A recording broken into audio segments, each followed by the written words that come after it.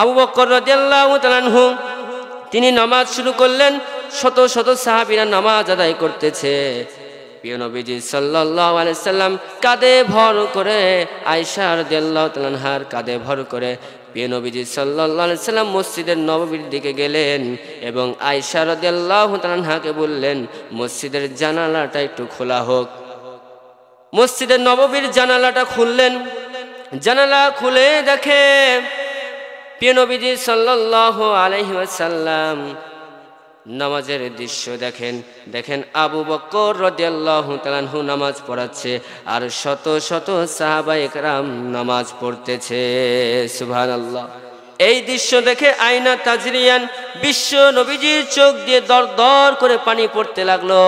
আয়েশা রাদিয়াল্লাহু তাআলা আনহা বিশ্ব নবীকে জিজ্ঞেস করলেন, ইয়া রাসূলুল্লাহ, ইয়া হাবিবুল্লাহ, আপনি কেন কাঁদতে লাগলেন? আপনি কেন কান্না করতেছেন? অতীতের কথা কি মনে পড়ে গেল এই জন্য কান্না করতেছেন? প্রিয় নবীজি সাল্লাল্লাহু আলাইহি ওয়াসাল্লাম বললেন, আয়েশা রে, আমার অতীতের কথাও মনে পড়ে নাই, আমার অতীতের কথা মনে পড়ে নাই। আজকে আমার দুঃখের কান্না না, আজকে আমার সুখের কান্না। কেন না? আমি এই নবীজি, আমি বিশ্ব নবীজি এই নামাজের জন্য কত কষ্ট করেছি। তায়েফের ময়দানে রক্তাক্ত হয়েছি। তায়েফের ময়দানে এই নামাজ কায়েম করার জন্য কাফের বেঈমানরা আমাকে রক্তাক্ত করেছে, পাথর মেরেছে। উহুদের ময়দানে, খন্দকের ময়দানে আমি বিশ্ব নবীজি কালেমার দাওয়াত দিতে যে, নামাজের দাওয়াত দিতে যে, কাফের বেঈমানরা আমাকে ছাড় দেয় নাই, আমার প্রতি জুলুম করেছে। তারপর ইসলামটা বিজয় আল্লাহ রব্বুল আলামিন আমাকে দান করেছে। এই নামাজের জন্য আমি বিশ্ব নবীজি সাল্লাল্লাহু আলাইহি সাল্লাম কত কষ্ট করেছি। আজকে নামাজ কায়েম হয়ে গেছে, সাহাবী আবু বকর নামাজ পড়াচ্ছে আর শত শত সাহাবীরা নামাজ আদায় করতেছে। আমি এই দৃশ্য দেখে অঝরে খুশি হয়ে কান্না করতেছি। কেননা আমি বিশ্ব নবীজি যদি দুনিয়া থেকে চলে যায়, আমার জায়গা, ইমামতির জায়গাতে আবু বকর নামাজ পড়াবে আর শত শত সাহাবীরা জামাতে নামাজ পড়বে। প্রিয় নবীজি সাল্লাল্লাহু আলাইহি সাল্লাম বলেছেন, লা দীনা লিমাল্লা সালাতাহু, যার নামাজই নাই তার দ্বীনই নাই। তাই কখনো মুসলমান দাবি করতে পারবে না। এই জন্য নামাজ পড়ার দরকার আছে না নাই? কিয়ামতের দিন সন্তান বিপক্ষে হবে, মা তার বিপক্ষে হবে, বাপ তার বিপক্ষে হবে, সাহিবাতিহি, বন্ধু বান্ধব আত্মীয় স্বজন সকলেই বিপক্ষে হয়ে যাবে। ভাইরা আমার, কেউ আপনারও হবে না। নিজের আমল নিজ। বিসমিল্লাহির রাহমানির রাহিম।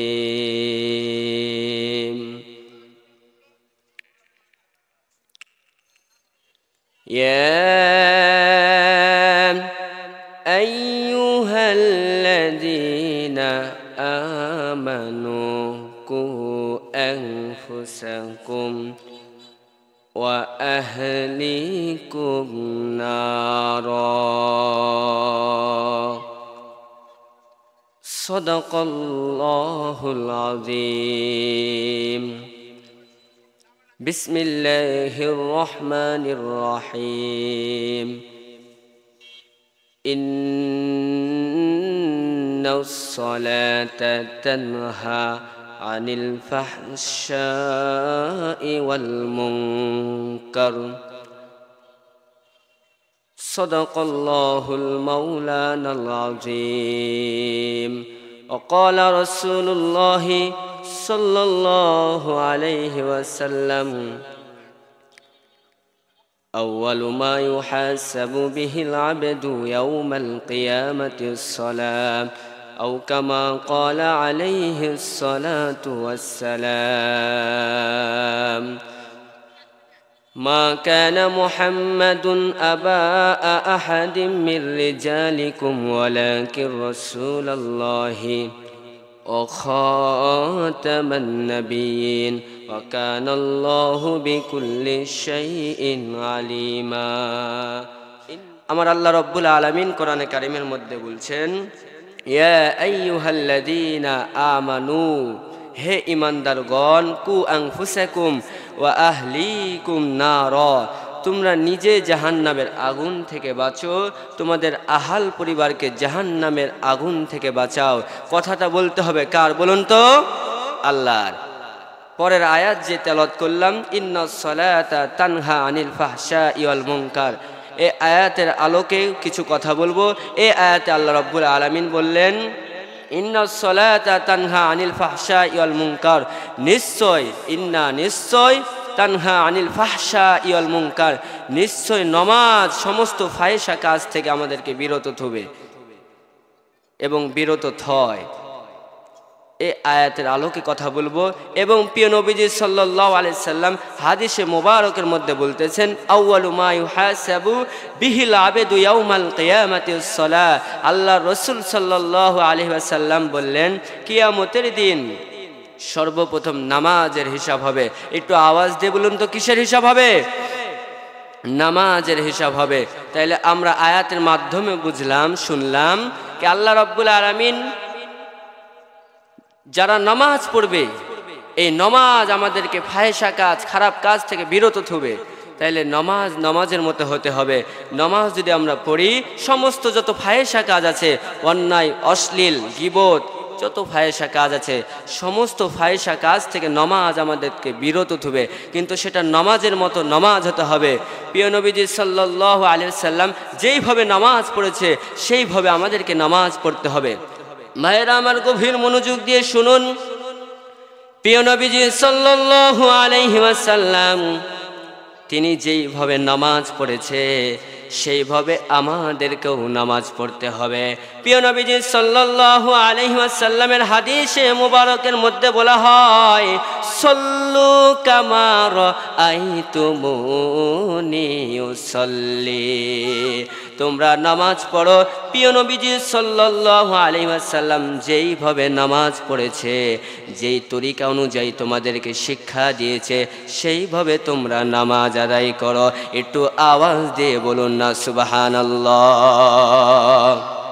ভাইরা আমার, গভীর মনোযোগ দিয়ে শুনুন।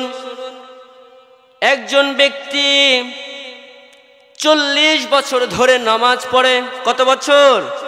40 বছর ধরে নামাজ পড়ে। একজন সাহাবী তাকে জিজ্ঞেস করলো, ভাই তুমি কত বছর ধরে নামাজ পড়ো? ওই ব্যক্তি ডাক দিয়ে বলল, আমি 40 বছর ধরে নামাজ পড়ি। সাহাবী বলল, 40 বছর ধরে তুমি নামাজ পড়ো, তোমার নামাজ কিন্তু কবুল হয় নাই, তোমার নামাজ একটাও হয় নাই। 40 বছর ধরে তুমি নামাজ পড়ো। রাসূল সাল্লাল্লাহু আলাইহি ওয়াসাল্লাম যেইভাবে আমাদেরকে তরিকা অনুযায়ী নামাজ শিক্ষা দিয়েছে, সেইভাবে তুমি নামাজ পড়ো না, তোমার একটাও নামাজ হয় না। ভাইরা আমার, তাইলে ওই ব্যক্তি 40 বছর নামাজ পড়েছে, কিন্তু একটা নামাজ রসুলের তরিকা অনুযায়ী হয় নাই। এই জন্য রসুল সাল্লাল্লাহু আলাইহি ওয়াসাল্লাম হাদিসে মুবারকের মধ্যে বলেন, সল্লু কামা রাআইতুমুনি উসাল্লি। রসুল যেইভাবে নামাজ পড়েছে, যেই তরিকা অনুযায়ী আমাদেরকে শিক্ষা দিয়েছে, ওইভাবে আমাদেরকে নামাজ পড়তে হবে। রসুল সাল্লাল্লাহু আলাইহি ওয়াসাল্লাম যেইভাবে নামাজ পড়েছে, যেইভাবে আমাদেরকে শিক্ষা দিয়েছে, ওইভাবে নামাজ পড়তে হবে। কথা বলেন ঠিক কিনা? কিন্তু নামাজ পড়তে হবে মুসলমানকে, নামাজ তো সহি করতে হবে। নামাজ কিভাবে পড়তে হবে? নামাজ পড়তে হলে কয়টা সূরা জানার দরকার, কিভাবে নামাজ পড়তে হবে, এগুলো আমাদের জানার দরকার আছে না নাই? জানার দরকার আছে। কিন্তু গভীর মনোযোগ দিয়ে শুনুন, নামাজ কি করে পড়তে হয়, কিভাবে রুকু সিজদা করতে হয়, আমরা কিন্তু অনেকেই জানি না। কিন্তু প্রিয় নবীজি সাল্লাল্লাহু আলাইহি ওয়াসাল্লাম কিয়ামতের দিন হাদিসে মোবারকের মধ্যে বলেছেন, কিয়ামতের দিন সর্বপ্রথম নামাজের হিসাব হবে। কিসের হিসাব হবে বলুন তো? নামাজের হিসাব হবে। কেননা বিশ্ব নবীজি সাল্লাল্লাহু আলাইহি ওয়াসাল্লাম বলেছেন, কিয়ামতের দিন সর্বপ্রথম অন্য জিনিসের হিসাব হবে না, কিন্তু নামাজের হিসাব হবে। নামাজ এত গুরুত্ব একটি আমল, ভাইরা আমার, ইমানের পর নামাজ কিন্তু শুরু হয়ে যায়। মনে করেন আপনি ঈমান আনলেন, ফজরের আগে যদি ঈমান আনেন তাইলে আপনার জন্য ফজরের নামাজ পড়া ফরজ শুরু হয়ে যাবে। জোহরের আগে যদি ঈমান আনেন তাইলে জোহরের নামাজ শুরু হয়ে গেল। ভাইরা আমার, ঈমান আনার পরে কিন্তু আমলে সলে নেক কাজ শুরু হয়ে গেল। ভাইরা আমার, বলতেছিলাম নামাজ এমন গুরুত্বপূর্ণ একটি আমল। এই নামাজ এমন গুরুত্বপূর্ণ আমল যে নামাজ হচ্ছে ঈমানের একটি অংশ। ঈমানের একটি, শুধু ঈমানের না, যত ইবাদত আছে তার একটি, এই নামাজ হচ্ছে একটি অংশ। তাহলে আমাদেরকে নামাজ পড়ার দরকার আছে না নাই? নামাজ পড়তে হবে। অনেক ভাই, অনেক ব্যক্তি নামাজ পড়ে না। নামাজের কথা বললে, ভাই তোমার নামাজ তুমি পড়ো গা, এরকম কথা বলে না নাই বলে। এই জন্য ভাইরা আমার, যার নামাজ নাই তার কিন্তু জীবনে কিছুই নাই। প্রিয় নবীজি সাল্লাল্লাহু আলাইহি ওয়াসাল্লাম হাদিসে মুবারকের মধ্যে বললেন, লা দীনা লিমান লা সালাতাহু, যার নামাজ নাই তার দিন নাই, তার কিচ্ছু নাই। দিন বলতে, ইসলাম বলতে কিছু নাই। যার নামাজ নাই তার দিন নাই, ইসলাম নাই, কিচ্ছু নাই। প্রিয় নবীজি সাল্লাল্লাহু আলাইহি ওয়াসাল্লাম আরেকটি হাদিসের মধ্যে বললেন, লা তাকরা সালাতা মুতাআম্মিদান ফাকাদ কাফারা। ভাইরা আমার, মুসলমান আর কাফের মধ্যে হচ্ছে পার্থক্য। মুসলমান নামাজ পড়ে আর কাফেররা নামাজ পড়ে না। মুসলমান নামাজ পড়ে আর কি, কাফেররা কি করে না? নামাজ পড়ে না। তাহলে যে ব্যক্তি নামাজই পড়ে না সে কি মুসলমান থাকলো? ভাইরা, যারা নামাজ পড়ে না, গভীর মনোযোগ দিয়ে শুনুন, তে ইসলাম অর্থাৎ মুসলমান দাবি করতে পারবে না, মুসলমান দাবি করতে পারবে না, এবং ইসলাম অনুযায়ী ইসলামও দাবি করতে পারবে না, মুসলমান দাবি করতে পারবে না, কিচ্ছু দাবি করতে পারবে না। যার নামাজ নাই, কিছু নাই। এই জন্য নামাজ পড়তে হবে মুসলমান। এজন্য প্রিয় নবীজি সাল্লাল্লাহু আলাইহি সাল্লাম বললেন, কিয়ামতের দিন সর্বপ্রথম নামাজের হিসাব হবে। এজন্য নামাজ পড়তে হবে। আমরা এখানে যারা আছি, আজ থেকে আমরা প্রত্যেকদিন নামাজ পড়বো তো ইনশাআল্লাহ। ভাইরা আমার, গভীর মনোযোগ দিয়ে শুনুন, প্রিয় নবীজি সাল্লাল্লাহু আলাইহি ওয়াসাল্লাম এই দুনিয়া ছেড়ে যখন বিদায় নিয়ে চলে যাবেন, এমন তো মুহূর্ত প্রিয় নবীজি সাল্লাল্লাহু আলাইহি ওয়াসাল্লাম বিদায় নেবেন, তার ইন্তেকালের 5 দিন আগ মুহূর্তে প্রিয় নবীজি জ্বর আক্রান্ত হলেন।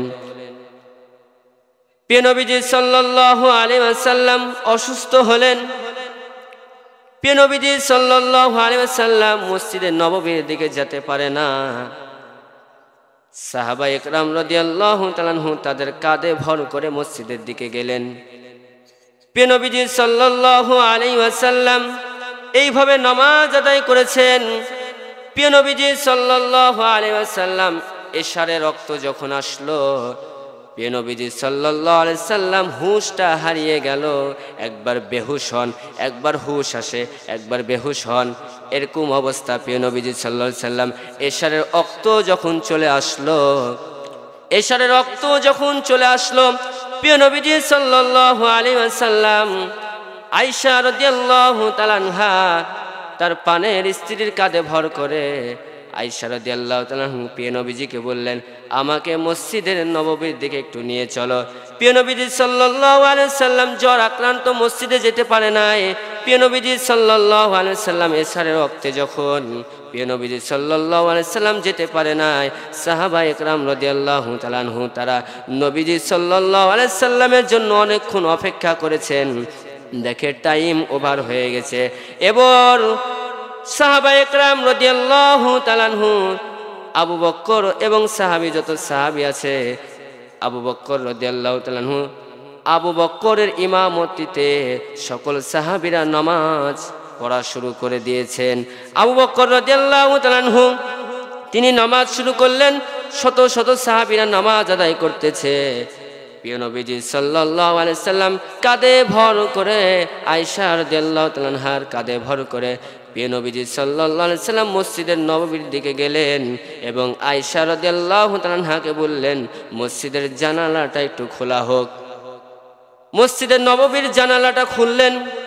জানালা খুলে দেখে প্রিয় নবীজি সাল্লাল্লাহু আলাইহি ওয়াসাল্লাম নামাজের দৃশ্য দেখেন আবু বকর রাদিয়াল্লাহু তাআলা আনহু নামাজ পড়াচ্ছে আর শত শত সাহাবায়ে কেরাম নামাজ পড়তেছে। সুবহানাল্লাহ।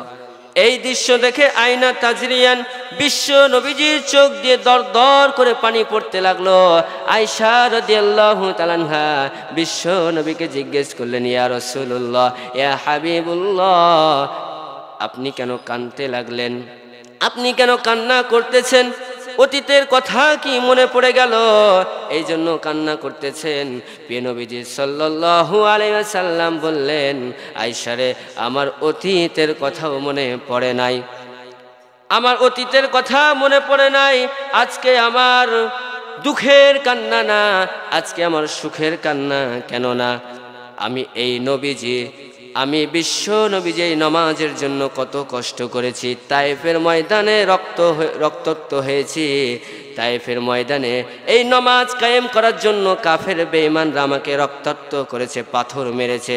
ওহুদের ময়দানে, খন্দকের ময়দানে আমি বিশ্ব নবীজি কালেমার দাওয়াত দিতে যে, নামাজের দাওয়াত দিতে যে, কাফের বেঈমানরা আমাকে ছাড় দেয় নাই, আমার প্রতি জুলুম করেছে। তারপর ইসলামটা বিজয় আল্লাহ রব্বুল আলামিন আমাকে দান করেছে। এই নামাজের জন্য আমি বিশ্ব নবীজি সাল্লাল্লাহু আলাইহি সাল্লাম কত কষ্ট করেছি। আজকে নামাজ কায়েম হয়ে গেছে, সাহাবী আবু বকর নামাজ পড়াচ্ছে আর শত শত সাহাবীরা নামাজ আদায় করতেছে। আমি এই দৃশ্য দেখে অঝরে খুশি হয়ে কান্না করতেছি। কেননা আমি বিশ্ব নবীজি যদি দুনিয়া থেকে চলে যায়, আমার জায়গা, ইমামতির জায়গাতে আবু বকর নামাজ পড়াবে আর শত শত সাহাবীরা জামাতে নামাজ পড়বে। সুবহানাল্লাহ। ভাইরা আমার, বিশ্ব নবীজি কত কষ্ট করেছেন নামাজের জন্য। গভীর মনোযোগ দিয়ে শুনুন। এই দৃশ্য দেখার পর প্রিয় নবীজি সাল্লাল্লাহু আলাইহি সাল্লাম আবার বাড়ির দিকে রওনা করলেন। বাড়ির দিকে রওনা করে এসে বিশ্ব নবীজি আবার বেহুশ হয়ে গেলেন। সাহাবায়ে কেরাম কান্না শুরু করে দিয়েছে। সাহাবায়ে কেরাম কান্না শুরু করে দিয়েছে। ফাতেমা রাদিয়াল্লাহু তাআলা আনহা কলিজার টুকরা মেয়ে কান্না শুরু করে দিয়েছে। আয়েশা কান্দে, সকল স্ত্রীরা কান্দে, সাহাবায়ে কেরামরা কান্দে, মসজিদে নববীর মুসল্লিরা কান্দে। কেন কান্দে? বিশ্ব নবীজি একবার বেহুশ হয় আবার হুশ হয়, তার মানে বিশ্ব নবীজি আর দুনিয়ায় থাকবে না। সবচাইতে বেশি কান্দে মা ফাতেমা, কলিজার টুকরা মেয়ে ফাতেমা। এত কান্না করতেছে। বিশ্ব নবীজি সাল্লাল্লাহু আলাইহি সাল্লাম ফাতেমাকে, কলিজার টুকরা মেয়েকে কাছে ডাকলেন। এমন একটা বাক্য, এমন একটা কথা কানে কানে বললেন, ফাতেমার কান্নাটা বন্ধ হয়ে গেল। আল্লাহু আকবার। ভাইরা আমার, গভীর মনোযোগ দিয়ে শুনুন। বিশ্ব নবীজি সাল্লাল্লাহু আলাইহি সাল্লাম দুনিয়া থেকে বিদায় নিয়ে নেবেন, এমন তো মুহূর্তে জিবরাইল আলাইহিস সালাতু ওয়াস সালাম বিশ্ব নবীজির কাছে আসলেন।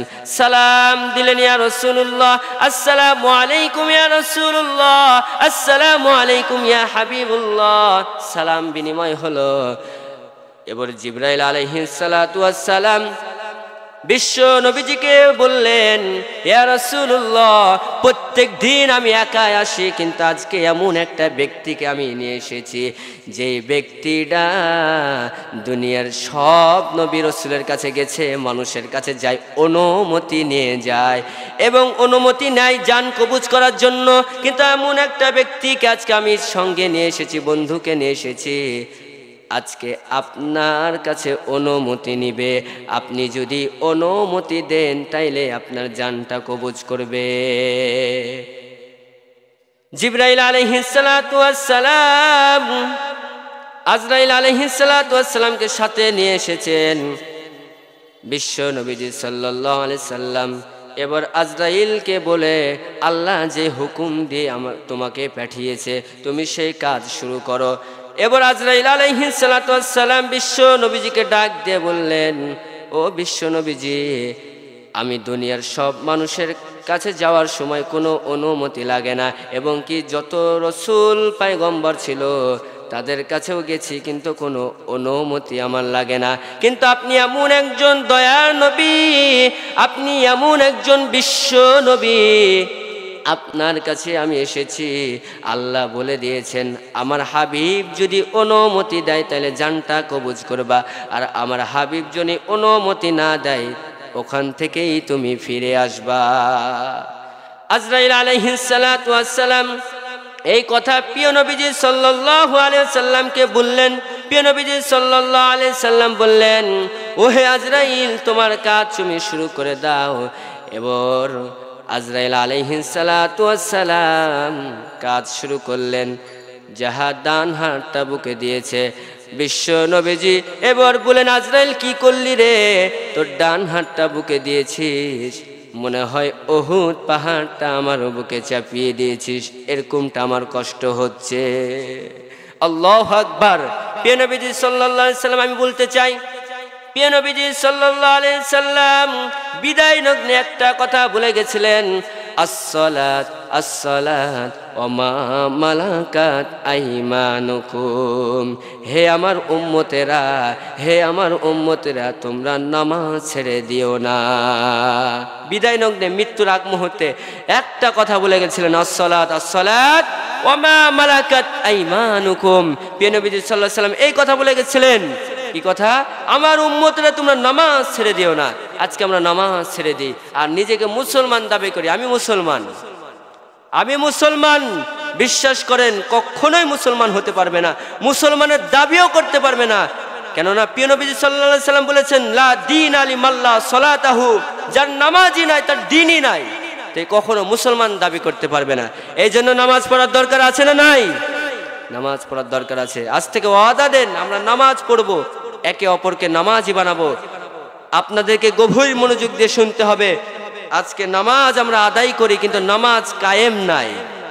বাংলার জমিনে নামাজ কায়েম আছে? বাংলার জমিনে নামাজ কায়েম নাই।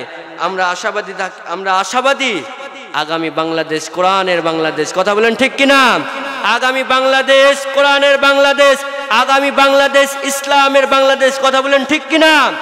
বাংলার সংসদ ভবনে যদি নামাজের আইন চালু হয়ে যায়, ভাইরা আমার, বাধ্যতামূলক প্রত্যেক জনকে নামাজ পড়তে হবে। কথা বলেন ঠিক কিনা? কিন্তু নামাজ তো কায়েম নাই, নামাজ কায়েম করতে হবে। প্রিয় নবীজি সাল্লাল্লাহু আলাইহি সাল্লাম নামাজ কায়েমের জন্য অনেক কষ্ট করেছেন। উহুদের ময়দানে, খুন্দকের ময়দানে অনেক কষ্ট করে এই নামাজ এনেছেন। আমরা উম্মতরা নামাজ পেয়েছি, আমরা এত সস্তাতে নামাজ পেয়েছি, এমনভাবে আমাদের দরে নামাজ এসেছে, তারপরে আমরা নামাজ পড়তে পারি না, নামাজ পড়ি না। নামাজের দাওয়াত দিলে আমরা উল্টা ঝাড়ি। ভাইরা আমার, আরেকটা আয়াত তেলাওয়াত করেছি, সে আয়াতের আলোকে কিছু কথা বলে বক্তব্য শেষ করব। ভাইরা আমার, আল্লাহ রাব্বুল আলামিন বললেন, ইয়া আইয়ুহাল্লাযীনা আমানু কু আনফুসাকুম ওয়া আহলিকুম নারা। হে ইমানদারগণরা, যারা ইমানদার, যারা বিশ্বাসী, ইমান এনেছো আল্লাহর প্রতি, তোমরা কু আনফুসাকুম ওয়া আহলিকুম নারা, তুমি নিজে জাহান্নামের আগুন থেকে বাঁচবে, তোমার আহাল পরিবারকে জাহান্নামের আগুন থেকে বাঁচাবে। ভাইরা আমার, গভীর মনোযোগ দিয়ে শুনুন। আপনার সন্তান যদি দুনিয়াতে, আপনার সন্তান যদি আগুনের মধ্যে পড়ে যায়, আপনি জীবন দিয়ে দেন ওই সন্তানকে বাঁচানোর জন্য। জীবন দিয়ে দেন না? মনে করেন একটা সন্তান, আপনার সন্তান আগুনের মধ্যে পড়ে গেছে, পানিতে পড়ে গেছে, জীবন দিয়ে দিয়েছেন বাঁচার জন্য। ভাইরা আমার, আল্লাহ রাব্বুল আলামিন বলতেছেন, ইয়া আইয়ুহাল্লাযীনা আমানু কু আনফুসাকুম ওয়া আহলিকুম নারা, তুমি নিজে জাহান্নামের আগুন থেকে বাঁচো, আহাল পরিবারকে জাহান্নামের আগুন থেকে বাঁচাও। ভাইরা আমার, কাল কিয়ামতের ময়দানে গভীর মনোযোগ দিয়ে শুনুন, আপনার সন্তান যদি জাহান্নামে চলে যায়, আপনি কি বাঁচাতে পারবেন? আপনি কি তখন বাঁচাতে পারবেন? তখন কিন্তু বাঁচাতে পারবেন না। ভাইরা আমার, এই জন্য এই দুনিয়াতে নিজে জাহান্নামের আগুন থেকে বাঁচতে হবে, আপনার সন্তান আহাল পরিবারকেও জাহান্নামের আগুন থেকে বাঁচাতে হবে। একটি ঘটনা মনে পড়ে গেল। আল্লাহ রাব্বুল আলামিন হযরতে জিবরাইল আলাইহিস সালাতু ওয়াস সালামকে বললেন অমুক গ্রামটা ধ্বংস করে দাও, অমুক গ্রামটা ধ্বংস করে দাও, ওখানে পাপাচার হয়, ব্যভিচার হয়, জিনা ব্যভিচার হয়, খুন খারাপি হয়, টেন্ডারবাজি হয়, অমুক গ্রামটা ধ্বংস করে দাও। কেউ নামাজ পড়ে না, আল্লাহ আল্লাহ আমার জিকির কেউ করে না, ওই গ্রামটা ধ্বংস করে দাও। জিবরাইল আলাইহিস সালাতু ওয়াস সালাম আল্লাহ তাআলার হুকুমে অমুক গ্রামে চলে গেলেন, গ্রামটা ধ্বংস করে দিবেন। দেখেন একজন আল্লাহর ওলি সাদা পাগড়ি সাদা জুব্বা মাথায় দিয়ে নামাজ পড়ে আর আল্লাহর জিকির করে, লা ইলাহা ইল্লাল্লাহ, এই জিকির করতেছে। জিবরাইল আলাইহিস সালাতু ওয়াস সালামের দয়া মায়া লাগলো। আল্লাহ বলল অমুক গ্রামটা ধ্বংস করে দিতে। দেখি এই গ্রামের মধ্যে একজন ভালো মানুষ নামাজ পড়তেছে, জিকির করতেছে, আল্লাহু আকবার বলতেছে, আল্লাহ তসবিহ জমতেছে, কি করে ধ্বংস করে দিই। আবার জিবরাইল আলাইহিস সালাতু ওয়াস সালাম আল্লাহর দরবারে গেলেন, আল্লাহর দরবারে যেয়ে বললেন ওগো আল্লাহ, অমুক গ্রামটা তুমি ধ্বংস করে দিতে বলেছ, কিন্তু ওই গ্রামের মধ্যে একজন আল্লাহওয়ালা, একজন সাদা পাগড়ি সাদা জুব্বা পরে একজন ব্যক্তি তোমার তসবিহ জমতেছে, জিকির করতেছে, নামাজ আদায় করতেছে, এই জন্য মায়া দয়া লেগেছে আমার, এই জন্য আমি ধ্বংস করে দিই নাই। আল্লাহ রাব্বুল আলামিন বললেন তুমি এক কাজ করো, এবার গিয়ে ওই ব্যক্তিকে আগে ধ্বংস করে দাও। জিবরাইল বুঝলো না, আল্লাহ গো ওই ব্যক্তি তো তোমার ইবাদত করতেছে, তোমার গোলামি করতেছে, জিকির করতেছে, আমি এই বিষয়টা বুঝলাম না। আল্লাহ রাব্বুল আলামিন এবার বললেন জিবরাইল আলাইহিস সালাতু ওয়াস সালামকে, ও জিবরাইল শুনো, ওই ব্যক্তিকে ধ্বংস করে দিতে বলেছি কেন? ওই ব্যক্তি নিজে জাহান্নাম থেকে বাঁচে, নিজে নামাজ পড়ে, নিজে জিকির করে, কোরআন তেলাওয়াত করে, কিন্তু অপর ভাইকে সন্তানাদিদেরকে নামাজের কথা বলে না। এই জন্য ওকে সহ গ্রামটা গোটায় ধ্বংস করে দাও। আওয়াজ দিয়ে বলুন না নাউজুবিল্লাহ। এখান থেকে কি শিখলাম? কি আমরা নিজে জাহান্নাম থেকে আগুন থেকে বাঁচলে হবে না, সন্তানাদিদেরকে জাহান্নামের আগুন থেকে বাঁচাতে হবে, আহাল পরিবার স্ত্রী পরিজনকেও জাহান্নামের আগুন থেকে বাঁচাতে হবে। কথা বলেন ঠিক কিনা? আমরা নিজে নামাজ পড়ি, নিজে ইবাদত করি, অথচ সন্তানটাকে আমরা বলি না। মনে করেন ফজরের নামাজে আপনি আসবেন, সন্তানটা ছোট ঘুমিয়ে আছে, ওকে ডাকলে মা বলে ছোট মানুষ এখন ডাকা যাবে না, এরকম কথা বলে না সমাজের মধ্যে আছে না নাই? নিজে জাহান্নামের আগুন থেকে বাঁচলো, কিন্তু আহাল পরিবার সন্তানকে বাঁচালো না। সন্তান যদি দুনিয়াতে আগুনে পড়ে যায়, পানিতে ডুবে যায়, আপনি জীবন দিয়ে দেন সন্তানকে বাঁচানোর জন্য, কিয়ামতের দিন কিন্তু পারবেন না। কিয়ামতের দিন সন্তান বিপক্ষে হয়ে যাবে। কথা বলেন ঠিক কিনা? সন্তান বিপক্ষে হবে, স্ত্রীরা বিপক্ষে হবে। বিপক্ষে কেমন হবে দেখেন, আল্লাহ রাব্বুল আলামিন কোরআনে কারীমের আয়াতের মধ্যে বললেন, ইয়াউমা ইয়াফিরুল মারউ মিন আখিহি ওয়া উম্মিহি ওয়া আবি ওয়া সাহিবাতিহি ওয়া বানি। চিৎকার দিয়ে বলুন আল্লাহু আকবার। কিয়ামতের দিন সন্তান বিপক্ষে হবে, মা তার বিপক্ষে হবে, বাপ তার বিপক্ষে হবে, সাহিবাতিহি বন্ধু বান্ধব আত্মীয় স্বজন সকলেই বিপক্ষে হয়ে যাবে।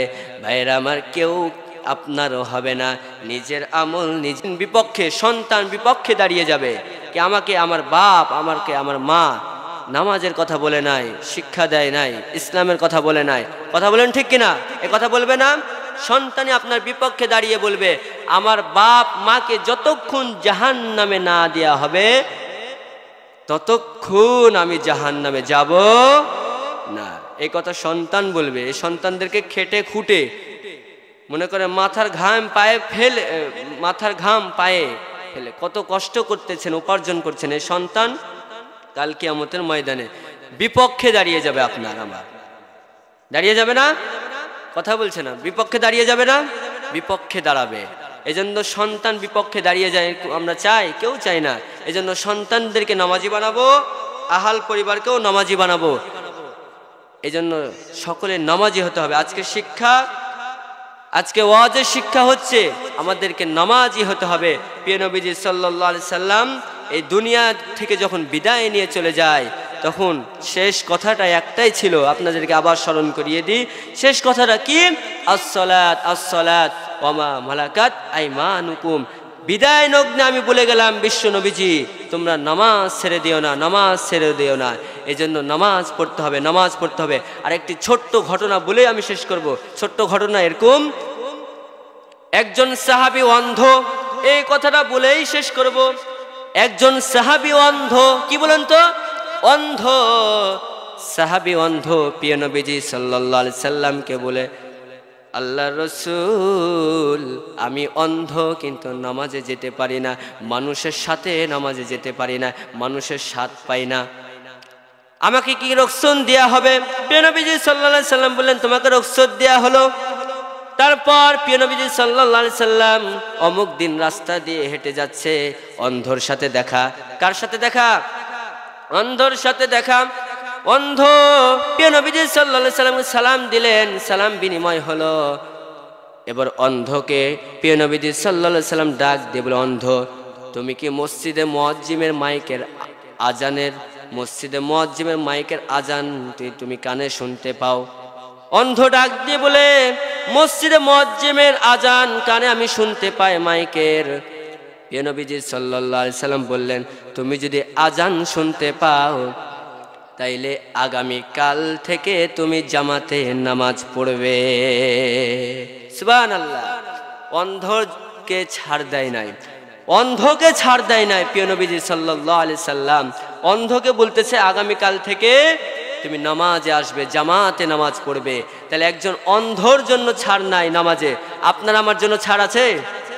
ছাড় নাই। অন্ধ ব্যক্তিকে নামাজের কথা বিশ্বনবীজি বললেন, নামাজ পড়বা তুমি, জামাতে নামাজ পড়বা, মসজিদে আসবা, ঘরে বসবা না। প্রিয় নবীজি সাল্লাল্লাহু আলাইহি সাল্লাম বলেন একটি কথা, যে ঘরে শিশু বাচ্চা এবং মা বোন যদি না থাকতো, পুরুষ মানুষ যদি বাড়িতে নামাজ পড়ে বাড়িতে থাকে, ওই ঘরটা আগুন দিয়ে জ্বালিয়ে দেওয়া হতো, এই বিধান চালু হয়ে যেত। কিন্তু আগুন দিয়ে জ্বালিয়ে দেওয়ার এই হুকুম জারি হয় নাই, কেননা বিশ্ব নবীজির ভাষায় ওই বাড়িতে ছোট্ট শিশু এবং মা মেয়েরা থাকে, এই জন্য বাড়িটা জ্বালার হুকুম হয় নাই। না তো কবেই জ্বালিয়ে দেওয়ার হুকুম হয়ে যেত। পুরুষরা বাড়িতে নামাজ পড়ে এবং নামাজে আসে না, এজন্য পুরুষদেরকে নামাজ পড়ার দরকার আছে না নাই? নামাজ পড়ার দরকার সকলকেই আছে। নামাজের জন্য বিশ্ব নবীজি খুব কষ্ট করেছেন। এই জন্য শেষ বিদায় লগ্নে একটা কথা, নামাজ ছেড়ে দিবেন না মুসলমানরা। আজ থেকে আমরা নামাজ পড়তে চাই তো ইনশাল্লাহ? কারা কারা নামাজ পড়তে চায় দুই হাত আল্লাহকে দেখিয়ে দিই।